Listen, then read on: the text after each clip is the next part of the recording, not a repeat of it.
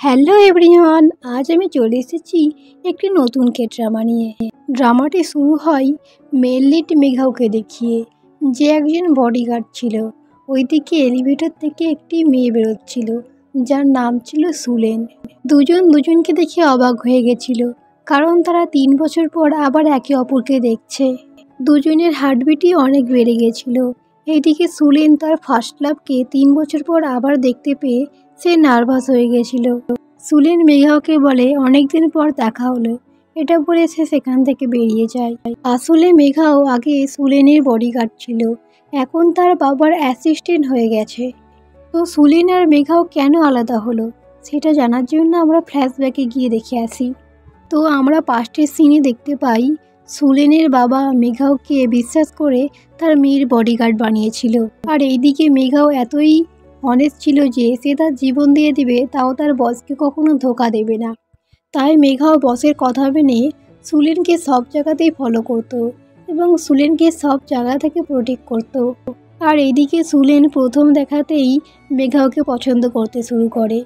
সুলেন নিজেও চাইতো যে মেঘাও তার সঙ্গে সারাক্ষণ থাকুক। একদিন সুলেন মেঘাওকে প্রপোজ করার কথা ভাবে, সেই কারণে সুলেন তার একটি কফি মেঘাওকে দিয়ে বলে, আমি আমার ফেভারিট জিনিস তাদেরকেই দিই যাকে আমি পছন্দ করি। আর এসব শুনে মেঘাও বুঝে যায় যে সুলেন তাকে লাইক করে। মেঘাও সুলেনকে বলে, ম্যাম, আমাদের মধ্যে এমপ্লয়মেন্ট ছাড়া আর কোনো রকম রিলেশন থাকতে পারে না। এটা বলে মেঘাও সুলেনকে রিজেক্ট করে সেখান থেকে চলে যায়। মেঘাও সুলেনকে পছন্দ তো করতো, কিন্তু সে তার বসের জন্য অনেস্ট ছিল। তাই মেঘাও সব কিছু দিয়ে সেখান থেকে চলে যায়, কারণ সে তার বসের সাথে কখনোই বিশ্বাসঘাতকতা করতে পারবে না। এই দিনেই পর থেকেই মেঘাও ও সুলেন একে অপরকে 3 বছর ধরে দেখেনি। তারপরে আমরা প্রেজেন্টের সিনে দেখতে পাই, যেখানে সুলেন মেঘাওয়ের গাড়ির সামনে চলে এসেছিল এবং মেঘাওকে বলছিল তুমি বাইরে এসো।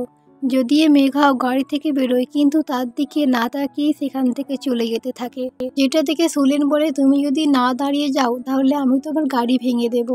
এটা শুনেও যখন মেঘাও সেখানে দাঁড়াচ্ছিল না, তখন সুলেন তার স্যান্ডেল খুলে গাড়িতে মারে, যেটা দেখে মেঘাও দাঁড়িয়ে যায়।